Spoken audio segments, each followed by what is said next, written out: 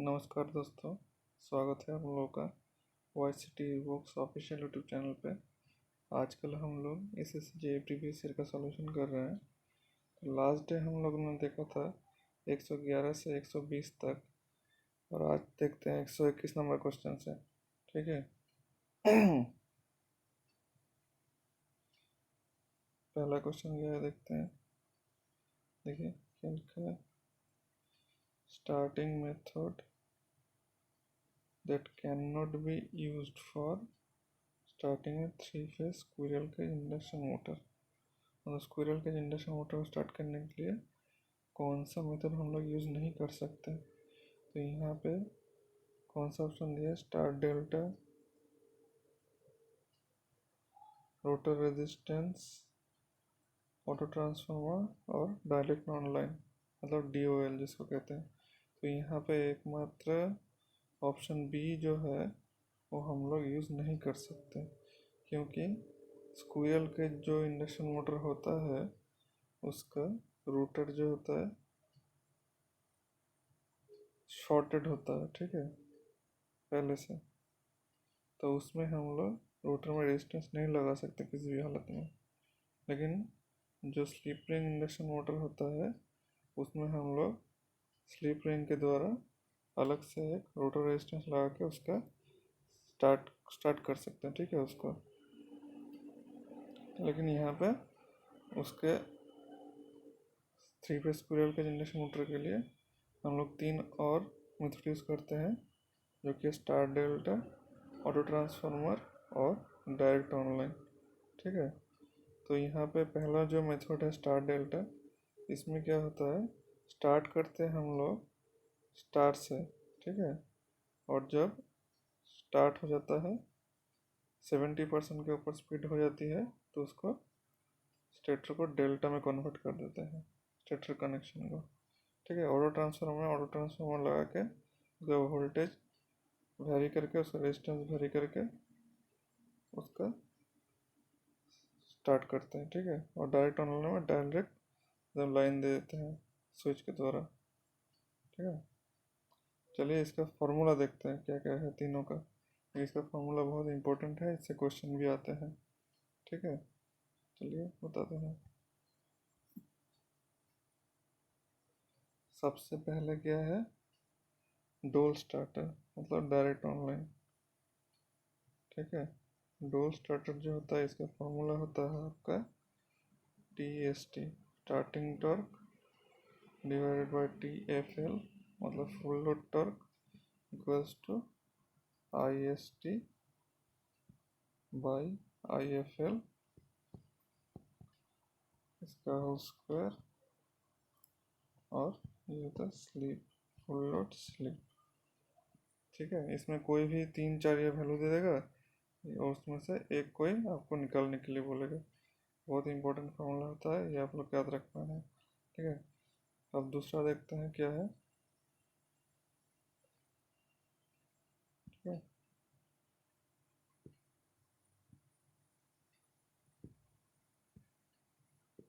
दूसरा वाला क्या है, दूसरा वाला है आपका स्टार डेल्टा स्टार्टर। उसका फॉर्मूला क्या होता है, स्टार डेल्टा स्टार्टर जो होता है उसका फॉर्मूला आपका होता है T start by TFL equals to 1/3 IST by IFL whole square SFL। ठीक है। और उसका जो करंट होता है, स्टार्टिंग करंट, हम लोग उसको 1/√3 टाइम्स कर देते हैं स्टार डेल्टा स्टार्टर यूज़ करके। ठीक है। IFL से नॉर्मल जो स्टार्टिंग करंट होता है उसका। ठीक है। स्टार डेल्टा स्टार्टर हो गया।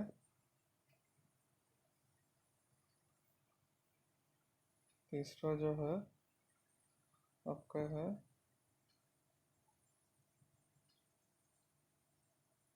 Auto transformer starter.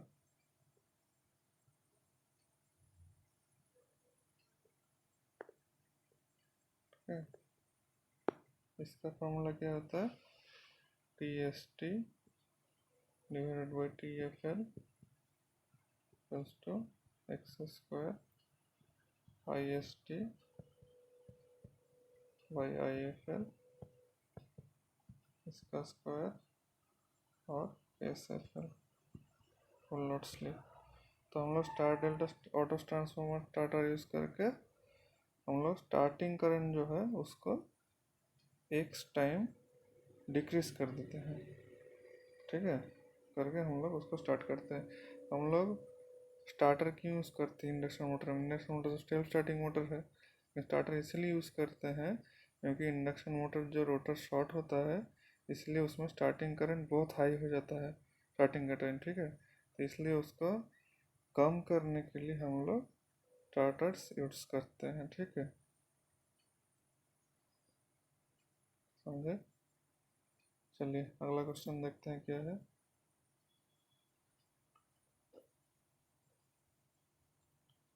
यहाँ पे देखिए कुछ थोड़ा सा इन्फॉर्मेशन दिया हुआ है। देखिए स्टार डेल्टा स्टार्टर जो होता है वो 5 to 20 HP के लिए यूज़ होता है। ऑटो ट्रांसफार्मर जो होता है वो 20 HP के लिए होता है और डोर स्टार्टर जो होता है वो 5 HP के लिए यूज़ करते हैं, ठीक है। चलिए अगला क्वेश्चन क्या देखते हैं। हंटिंग ऑकर्स इन एन, कौन सा मोटर ये बताना है, ठीक है। डीसी सीरीज में नहीं होता है क्योंकि उसमें ऑटोमेटिक स्पीड, अच्छा बताते हैं आपको, रुके। DC shunt series motor, DC shunt motor, synchronous और इंडक्शन, चार मोटर दिया। उसमें कौन से में हंटिंग होता है? हंटिंग होता है कोई यहाँ पे एक मतलब सिंक्रोनस मोटर में। क्यों? क्योंकि उसमें थोड़ा सा लोड वैरी होता है। देखिए रीज़न भी यहाँ पे दिया हुआ है। देखिए भार में अचानक परिवर्तन मतलब लोड में चेंज, ठीक है। लोड में अगर अचानक चेंज हुआ उस कारण से होता है फील्ड द्वारा अचानक परिवर्तन, मतलब फील्ड करंट का अचानक परिवर्तन मतलब change. Fault in supply system, a load containing harmonic torque, मतलब हार्मोनिक टॉर्क वाले लोड के कारण। यह मेन जो कारण होता है, ये आपका पहला वाला जो है ये आपका मेन रीज़न होता है, ठीक है, आपका हंटिंग के। तो हंटिंग से क्या होता है, इससे क्या होता है आपका कि सिंक्रोनस मोटर जो होता है वो कांस्टेंट स्पीड मोटर होता है, ठीक है, चाहे किसी भी लोड पे हो, ठीक है। लेकिन जब लोड चेंज होता है तो उसमें एक ऑसिलेशन जनरेट होता है, ठीक है। लोड चेंज होने के कारण उसका डेल्टा जो होता है लोड एंगल उसमें चेंज होता है और उसके चेंज होने के कारण उसमें एक ऑसिलेशन जनरेट होता है, ठीक है, इक्विलिब्रियम पोजीशन पे। तो ऑसिलेशन को हम लोग बोलते हैं हंटिंग, ठीक है।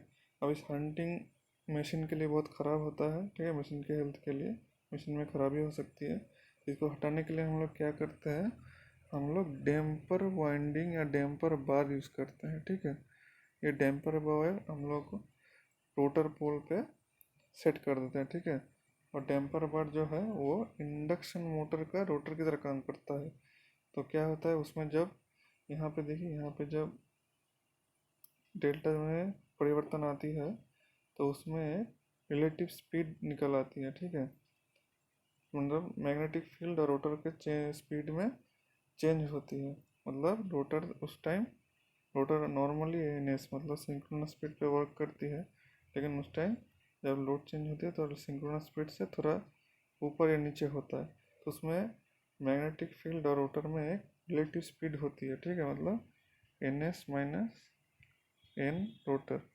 तो ये रिलेटिव स्पीड जीरो होना चाहिए लेकिन होता है नॉन जीरो। तो इस कारण से इस जो डैम्पर बार है इसमें करंट हो जाता है, ठीक है। ईएमएफ जनरेट होता है, ईएमएफ के जनरेट होने से उसमें करंट फ्लो होती है, ठीक है। तो यहाँ पे क्या होता है, करंट फ्लो होने के बाद तो ये अपने आप फिर सिंक्रोनस स्पीड पे आ जाती है, ठीक है।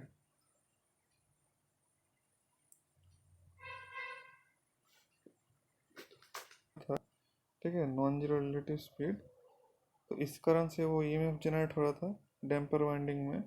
ईएमएफ के कारण उसमें करंट फ्लो हो रहा था। तो वही करंट क्या करता है, अपने से एक फ्लक्स जनरेट करता है। वही फ्लक्स उस रिलेटिव स्पीड को ऑपोज करता है।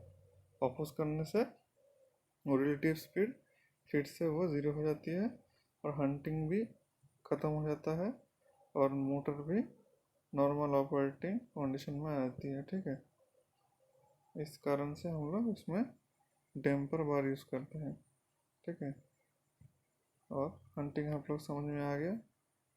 और यहाँ पे देखिए जो आपको बता रहा था मैं, इंडक्शन मोटर में तो हंटिंग का कोई बहुत चांस ही नहीं है, क्योंकि वहाँ से पहले से ही रोटर में आपका रोटर शॉर्ट रहता है और वो कांस्टेंट स्पीड मोटर नहीं होता है, उसमें थोड़ा सा लोड वेरी इधर उधर स्पीड चेंज होती है। ठीक है, तो उसमें ऑटोमेटिकली वो अपने आप आपका नॉर्मल स्पीड में आ जाती है, मतलब स्टेबल स्पीड जिसको कहते हैं, स्टेबल कंडीशन में आ जाती है। ठीक है, और डीसी मोटर जो होता है इसमें हंटिंग क्यों नहीं होता है, क्योंकि जब लोड चेंज होता है इसमें तो उसका बैक ईएमएफ उसका स्टेबल कर देता है किसी भी अनस्टेबल सिचुएशन को लोड चेंज होने के कारण में। ठीक है, बैक ईएमएफ मतलब ईबी वही काम आ जाता है वहाँ पे। ठीक है, चलिए अगला क्वेश्चन देखते हैं क्या है। Let T be the net torque. ठीक है, टी टॉर्क है developed by the rotor runs at omega radian per second. ठीक है, what is the mechanical power. तो पावर और टॉर्क में यहाँ पर रिलेशन पूछ रहा है, तो देखिए सिंपल फॉर्मूला होता है आपका torque equals to P by omega. ठीक है, और ओमेगा होता है 2 पाई एन बाई 60। ठीक है, तो यहाँ पे क्रॉस मल्टीप्लिकेशन होगा तो क्या होगा, P equals to T omega, P equals to T omega. ठीक है, ओमेगा होता है एंगुलर फ्रीक्वेंसी। ठीक है, और टी होता है टॉर्क और पी होता है मैकेनिकल पावर और पावर जो भी हो। ठीक है, तो यहाँ पे ऑप्शन कौन सा सही हो रहा है, बी। ऑप्शन बी यहाँ पे करेक्ट है। चलिए अगला क्वेश्चन देखते हैं। In a single phase capacitor start and run motor, the minimum number of capacitors to be use for single phase capacitor start run motor, मतलब यहाँ भी इंडक्शन मोटर का बात हो रहा है। ठीक है, उसमें कितना कैपेसिटर हम लोग को मिनिमम देना ही पड़ेगा। सिंपल बात है, एक मिनिमम तो एक देना ही होगा। ठीक है, और मैक्सिमम यहाँ पे दो दे सकते हैं, मिनिमम एक और मैक्सिमम दो। ठीक है, तो यहाँ पे ऑप्शन कौन सा सही होगा, ऑप्शन ए सही होगा। ठीक है, चलिए अगला क्वेश्चन देखते हैं क्या है। लिखा है स्प्लिट फेज कैपेसिटर और shaded pole single phase motor classified as, मतलब ये किस तरह का मोटर कहा जाता है इसको। ठीक है, इसमें देखिए ये अनएक्साइटेड सिंक्रोनस मोटर, ये सिंक्रोनस मोटर नहीं होता है। ठीक है, आपको बताता हूँ क्यों। रिपल्शन मोटर भी नहीं होता है। ठीक है, एसी सीरीज मोटर, ये सीरीज मोटर भी नहीं होता है। ये होता है आपका सिंगल फेज इंडक्शन मोटर। ठीक है, तो यहाँ पे स्प्लिट फेज कैपेसिटर और शेडेड पोल तीन टाइप का नाम बताया। ठीक है, आपको बताते हैं क्या है ये चीज़। देखिए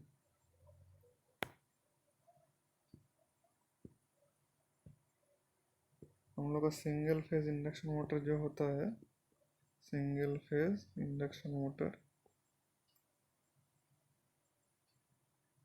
IM,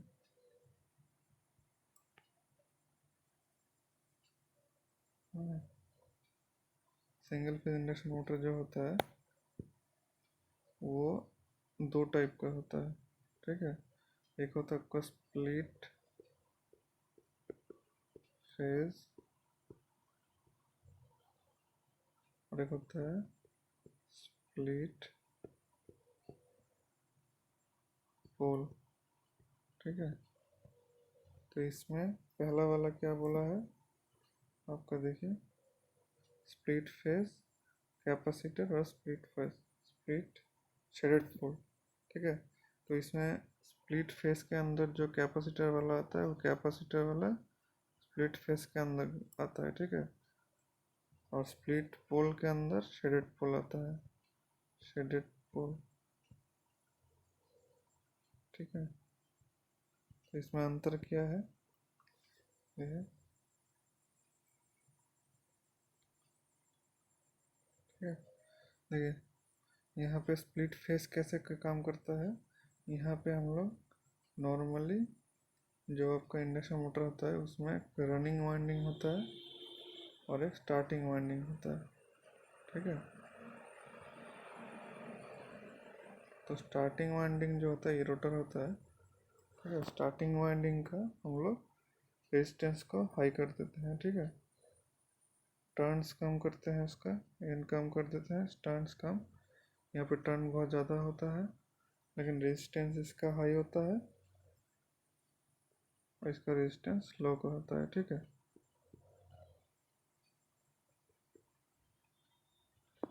इसका टॉर्क इक्वेशन क्या होता है, T equals to starting current, starting winding current मतलब यहाँ पे आई एस टी और यहाँ पे I running current, I main winding current, ठीक है। I M sine alpha, sine alpha होता है आपका आई एस टी और आई एम, ये दोनों के बीच का एंगल, ठीक है। तो इसको हम लोग कैसे मेज़र करेंगे देखते हैं। तो मानिए ये आपका मेन वाइंडिंग है,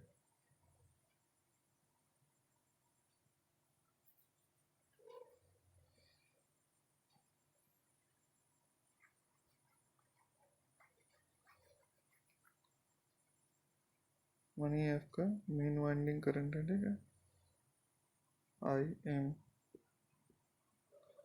और ये आपका रनिंग वाइंडिंग करंट है I, starting winding sorry starting winding current है, रनिंग वाइंडिंग तो यही हो गया, ठीक है। तो इसमें एक, ठीक है, मुझे थोड़ा और अच्छे से बताते हैं आपको, ठीक है। देखिए ये रेफरेंस फेजर हम लोग लेते हैं V का, ठीक है, जो हम लोग का सप्लाई वोल्टेज है। ये मानिए आप लोग का,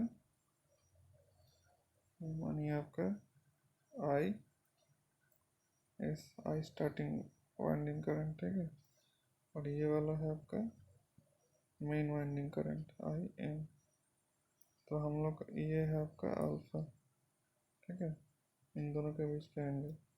और ये आपका हो जाएगा सप्लाई वोल्टेज और इसका बीच का करंट, ठीक है।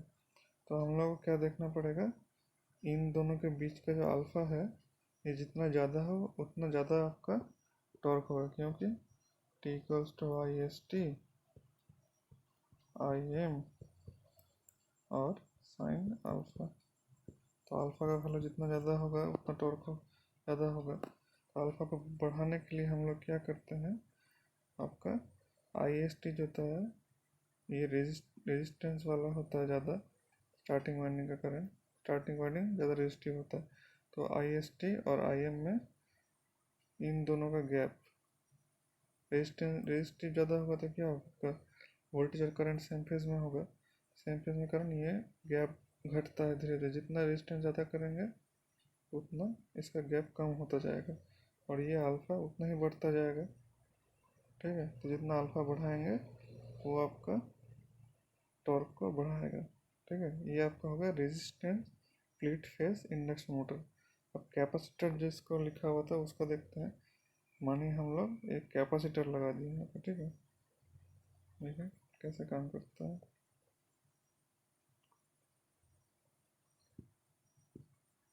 देखिए ये आपका रनिंग वाइंडिंग है, सोचिए ये एक सेंट्रीफ्यूगल स्विच है,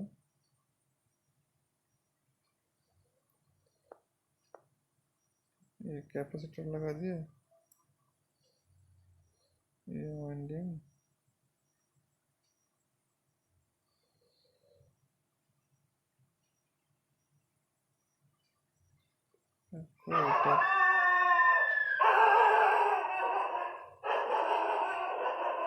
लगाते हैं। तो उस केस में क्या होता है, जो आपका, ठीक है, ये देखिए सर्किट आपको समझ में आ गया, इसको मिटा देते हैं, ठीक है।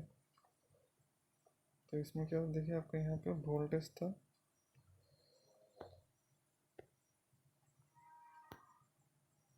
आपका वोल्टेज था,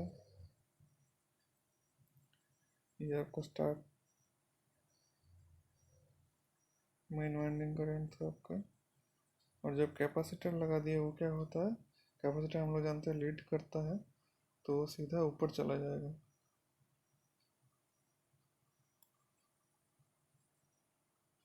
ठीक है, तो यहाँ पे इन दोनों का देखिए अल्फा कितना ज़्यादा इंक्रीज हो गया। ठीक है, ये जब अल्फा इंक्रीज होता है तो आपका स्टार्टिंग टर्म काफ़ी ज़्यादा इंक्रीज हो जाता है यहाँ से। ठीक है, तो इसी कारण से हम लोग कैपेसिटर स्टार्ट इंडक्शन मोटर का यूज़ करते हैं।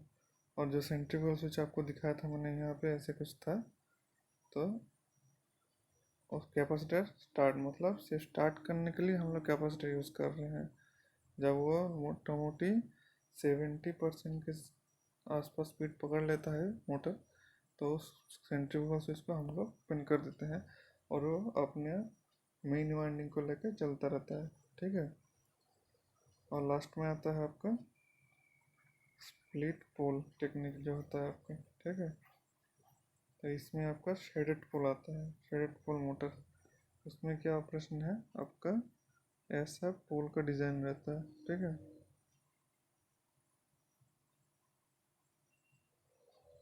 और इसमें एक शेडिंग रिंग लगा रहता है। उससे क्या होता है आपका, मानिए ये आपका फ्लक्स है। ठीक है, टाइम ये आपका फ्लक्स। ठीक है, तो जब हम लोगों का नॉर्मली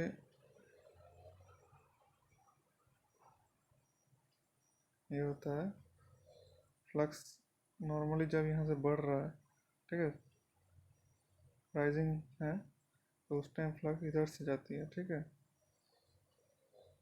जब इस जगह पे आ जाता है, ठीक है, तो उस टाइम दोनों तरफ से आती है। और जब यहाँ से डिक्रीज होता है तो यहाँ से नहीं होके, यहाँ से नहीं होके टोटल इधर से आ जाता, आना स्टार्ट करता है टोटल। तो ये कैसे होता है,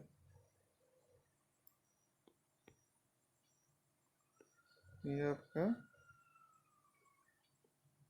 लेंस लॉ के हिसाब से होता है। ठीक है, तो यहाँ पे देखिए, यहाँ पे एक क्या हो रहा है आपका फ्लक्स ट्रांसफ़र हो रहा है इधर से इधर। ठीक है, जितना साइकिल जब ऐसे होगा, फिर जब नेगेटिव साइकिल आएगा तो फिर इधर से होगा इधर। ठीक है, ये चलता रहेगा। तो यहाँ पे जो फ्लक्स चेंज हो रहा है नॉन शेडेड पोल से शेडेड पोल, बहुत ही इंपॉर्टेंट लाइन है, आप लोग को याद रखना है।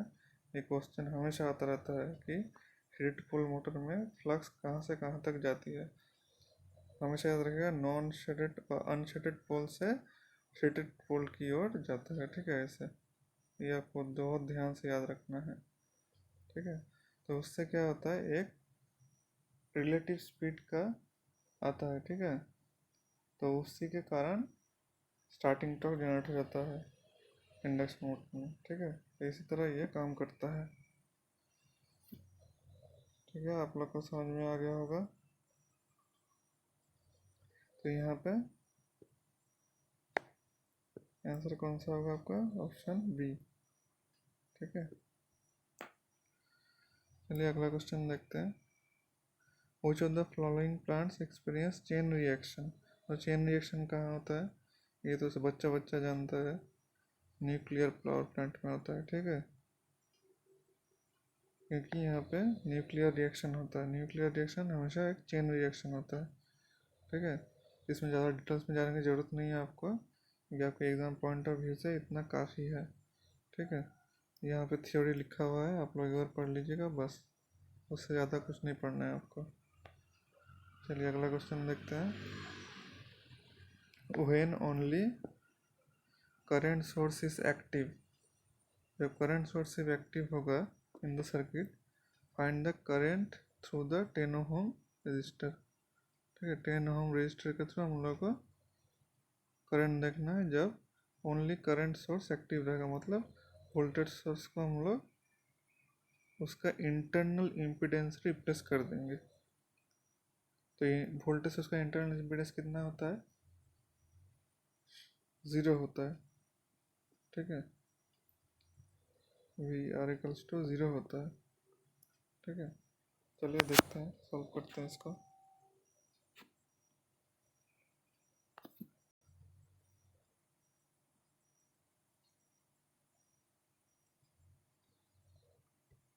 तो यहाँ पे क्या होगा, वोल्टेज सोर्स जो था आपका उसको हम लोग उसका इंटरनल इम्पीडेंस मतलब ज़ीरो रेजिस्टेंस होगा तो क्या होगा, डायरेक्ट शॉर्ट हो जाएगा। ठीक है, शॉर्ट कर देंगे इसको,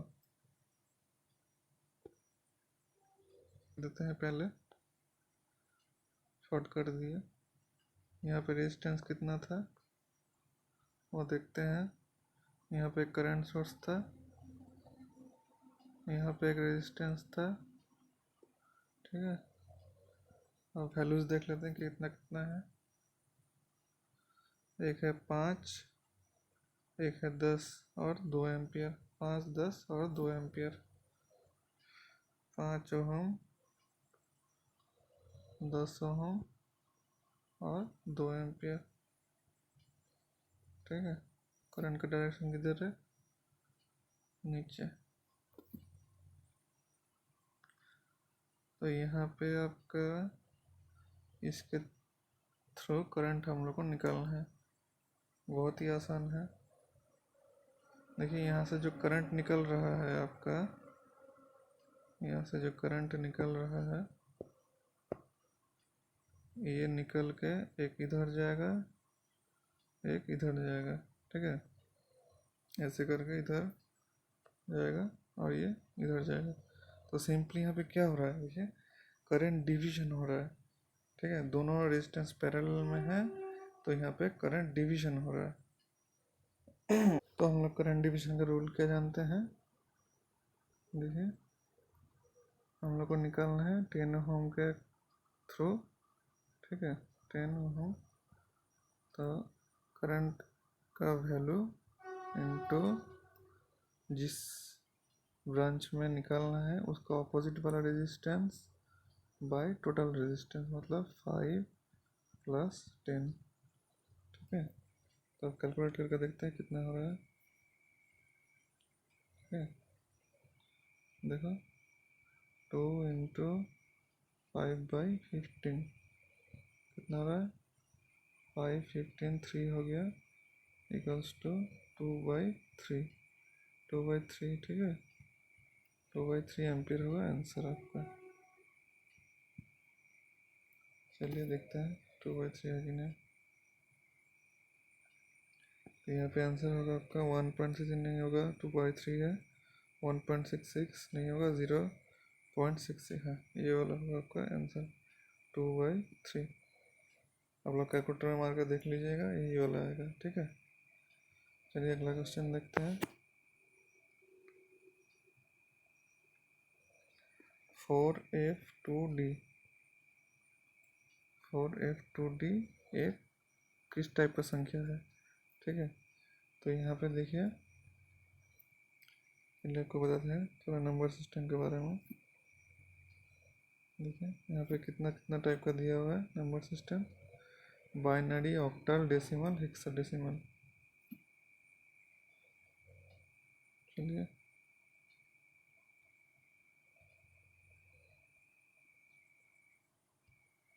बाइनरी, बाइनरी क्या होता है आपका, बाइनरी बाइनरी होता है आपका 0 और 1।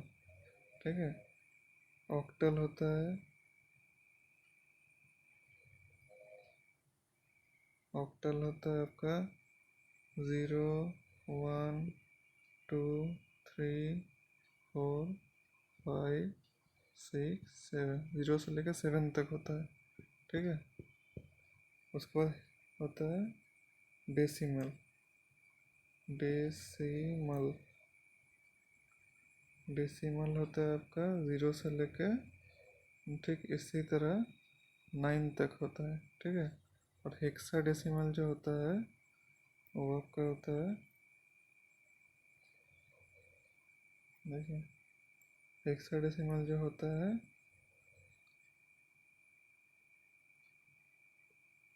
हेक्साडेसिमल जो होता है आपका 0 से 9 तक तो होता ही है। उसके बाद आपका होता है A B C D E F. ठीक है, ई एफ। ठीक है, 0 से 9 के बाद आपका ई एफ तक होता है। तो यहाँ पे देखिए कौन सा नंबर दिया हुआ है।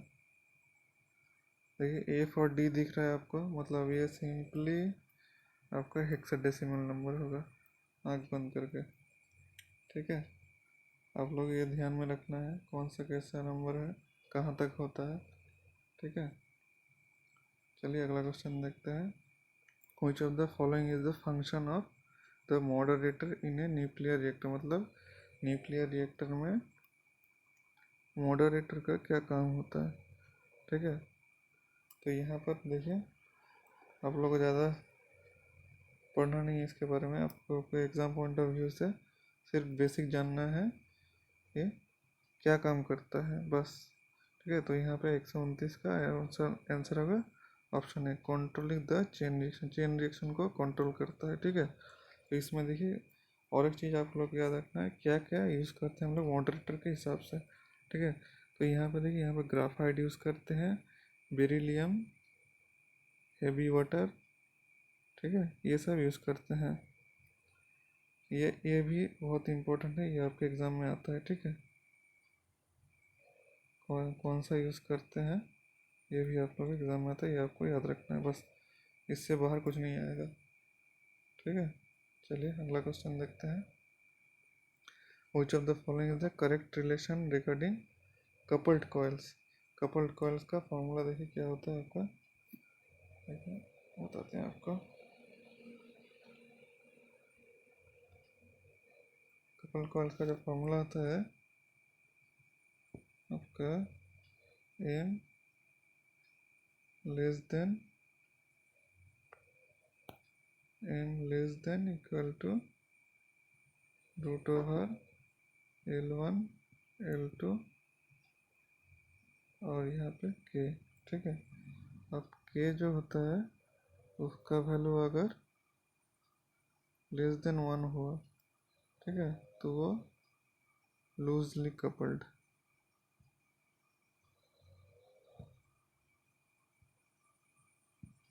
ठीक है, लूजली कपल्ड होता है। उसके बाद K का वैल्यू अगर इक्वल टू 1 हुआ तो वो क्रिटिकली कपल्ड।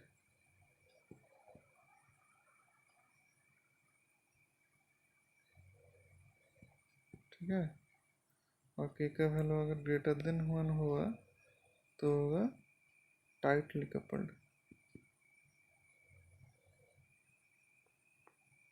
Tightly coupled.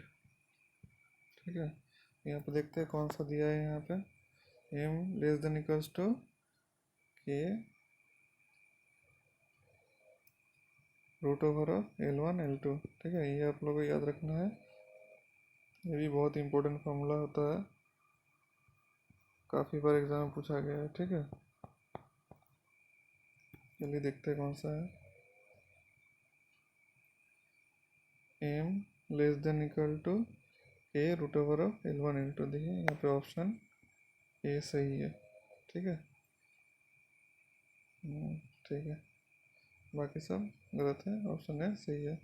0.5 मतलब रूट ओवर होता है। ठीक है, चलिए आज यहीं तक रखते हैं। आप लोगों को कोई डाउट हो तो आप लोग कमेंट सेक्शन में पूछिएगा। ठीक है, वीडियो पसंद है तो लाइक करिएगा, चैनल को सब्सक्राइब करिएगा और शेयर करिएगा अपने दोस्तों के साथ। ठीक है, चलिए फिर जल्दी मिलते हैं, धन्यवाद।